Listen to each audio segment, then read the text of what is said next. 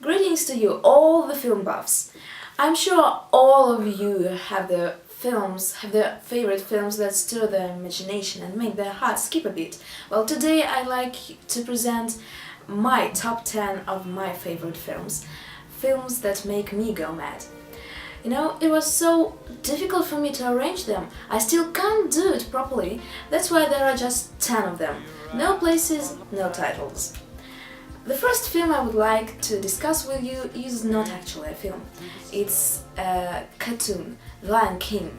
The Lion King is a 1994 American animated musical adventure film. It was produced by Walt Disney Pictures, and the voices included such famous people as Matthew Broderick, Rowan Atkinson and Whoopi Goldberg. It tells a story of a young lion Simba who has to take his father's place to be a king. However, his uncle murders his father and must stop his uncle, stop him from conquering the Pride Lands, and he should avenge Mufasa. So, The Lion King is the highest grossing hand-drawn film in history and the 16th highest grossing feature film. Its songs were written by such composers as Elton John and Hans Zimmer. Now, it's not amazing that it has such positive critical reviews, because the story itself is absolutely stunning. Despite the general stereotype, it's not for children only. Such ideas as the problem of love, pride, your dignity are raised in this film, and everyone can enjoy it. The next absolutely absorbing and gripping movie is Eternal Sunshine of the Spotless Mind. It was directed in 2004 and it is an American romantic science fiction film about a couple who have each other erased from their memories, literally. The film uses some elements of science fiction, of psychological thriller, and it just explores the nature of such phenomena as love and memory. The film is literally star-studded. It stars Jim Carrey, Kate Winslet, Elijah Wood and Kirsten Dunst. So, although the main characters apparently do not realize that they are former lovers, they are somehow drawn to each other again, and the vast majority of the film's plot takes place in Joel's mind. So these peculiarities, these elaborate editing techniques, and this technical brilliance of the film make it absolutely worth seeing.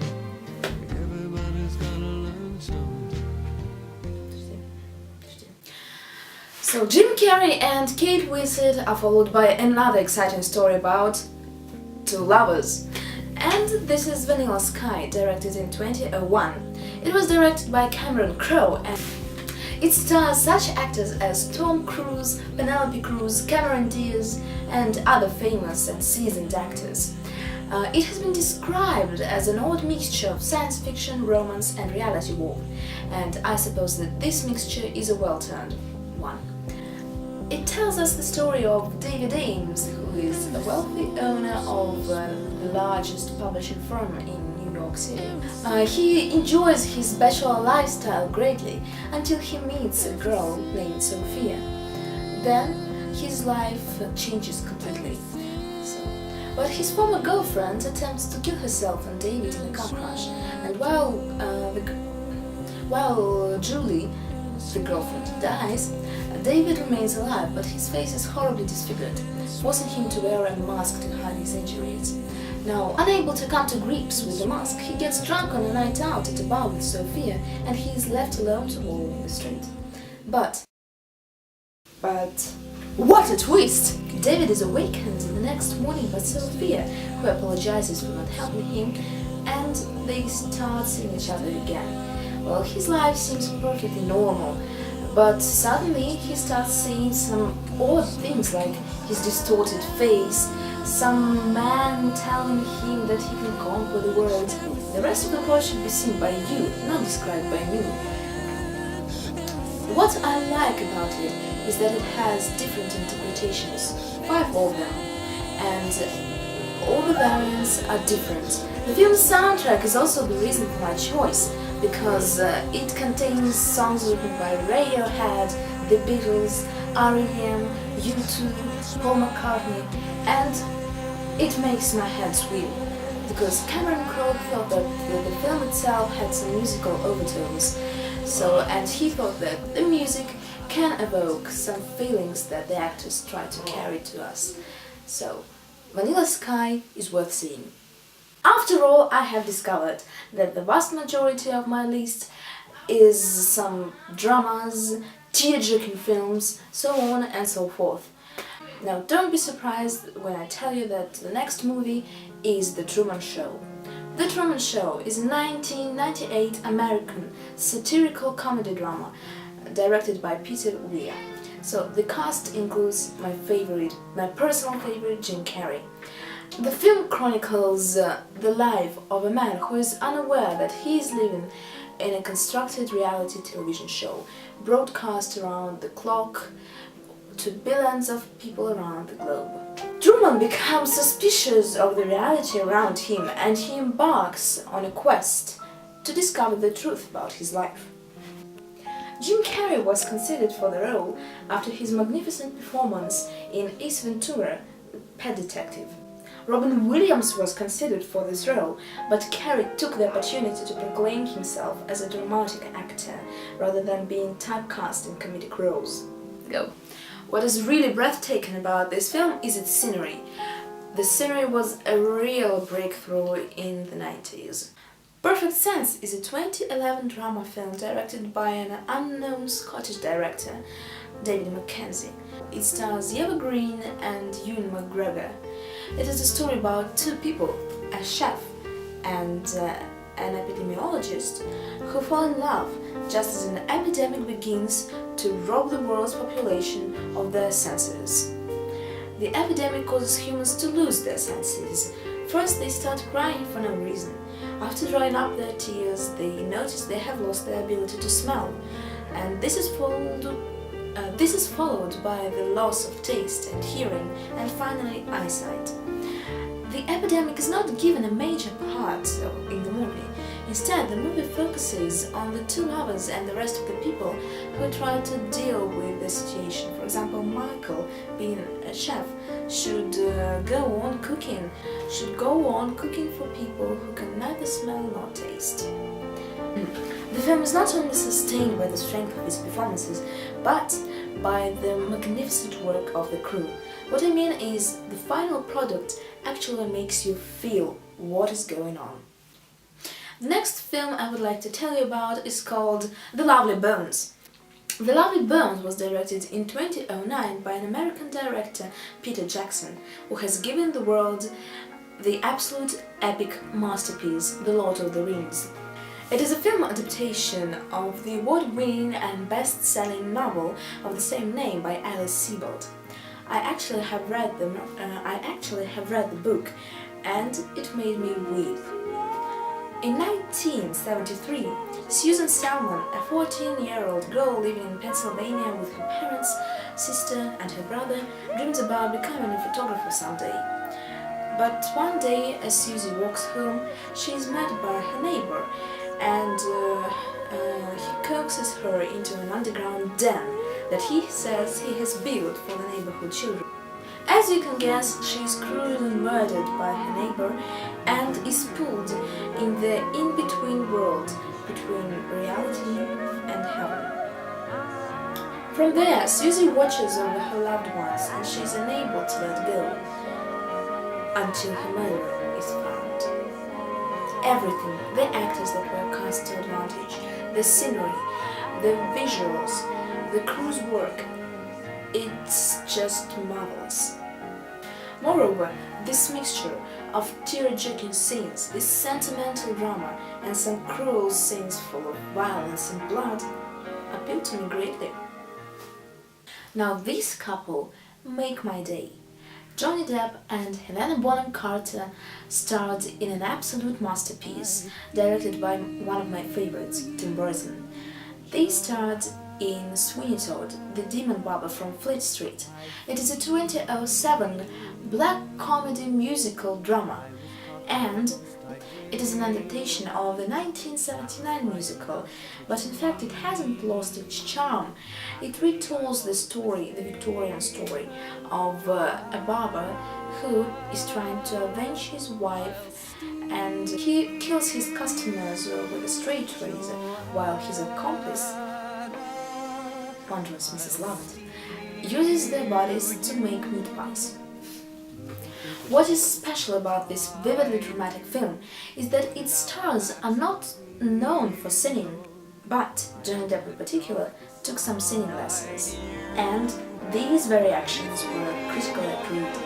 Depp created his own image of Todd. This heavy makeup, brown circles around his eyes, the image as if he had never slept. It suggests fatigue and rage, and an endless strategy of the main hero.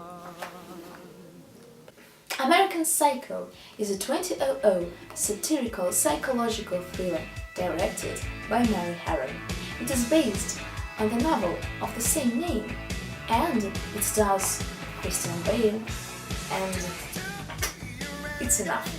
The film focuses on the story of Wall Street yuppie Patrick Bateman, whose mental instability led to serial killing and bloodlust.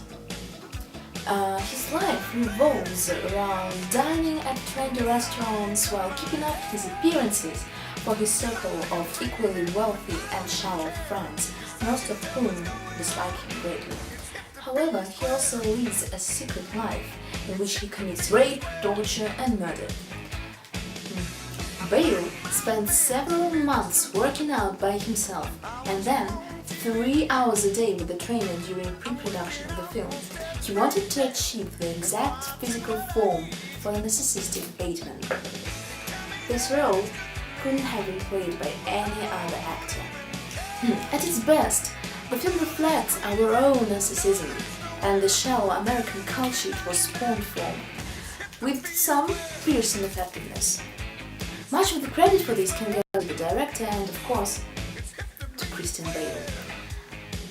He managed to give a magnificent, fittingly creepy performance of the main hero.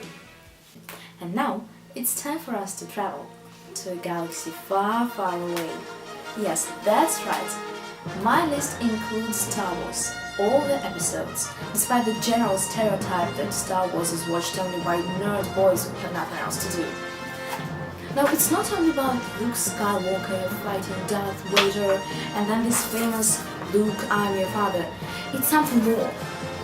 It was directed by George Lucas and the first episode was released in 1977. The events depicted in Star Wars take place in a fictional galaxy. Many species of alien creatures and some robotic droids are depicted in this film. That, of course, demanded hard work for some costume designers and for makeup artists, but it was done flawlessly. Space travel is common, and many planets in the galaxy are members of a galactic republic that later became a galactic empire. And all the 6 episodes are highly approved by all the critics all over the world. There are millions of fans waiting for the 7th episode, which is planned to be released in 2015. It deals with so many complicated problems, beginning with light and darkness. And what is light and what is darkness anyway? Now, these unique series contain all the genres: drama, horror, thriller, anything that you can ever wish for. So it is not a film. It is a worldwide pop culture phenomenon.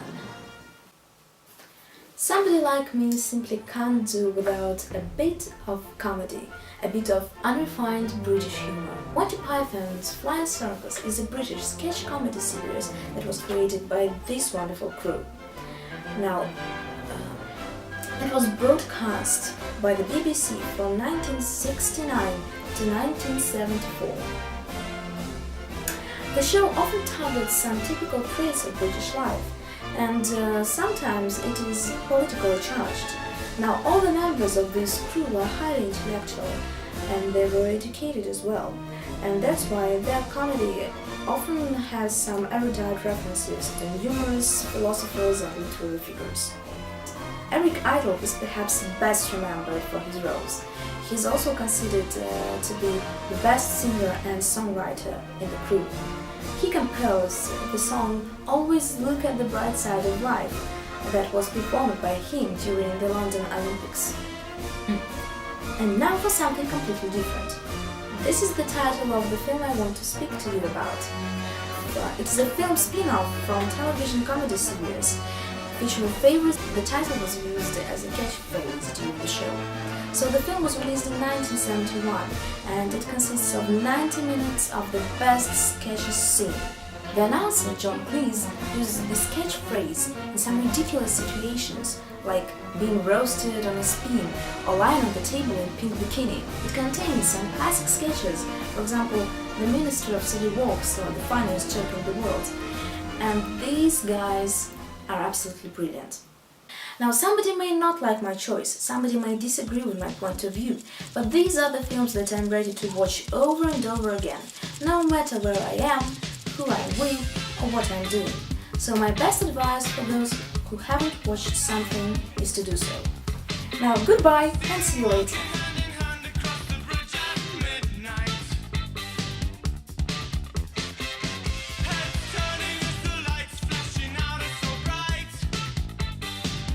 Давай от крестьян.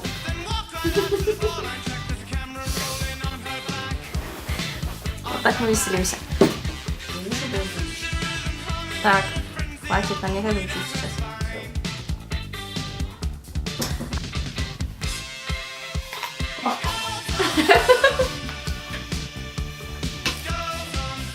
Чё там написано? Ну это точно невозможно.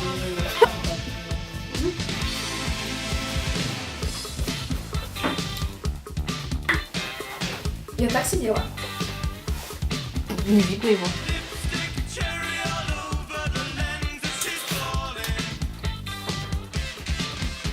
I'm eating the beer. Я бы еще кота бы положила на себя и начала бы ее вот так вот гладить.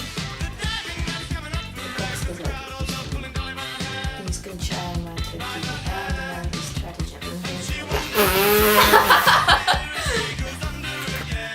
Deb's character. Place. Люблю. Как ты такие пустяки? Зеленые настоящие! Так, я сначала быстренько прочитаю.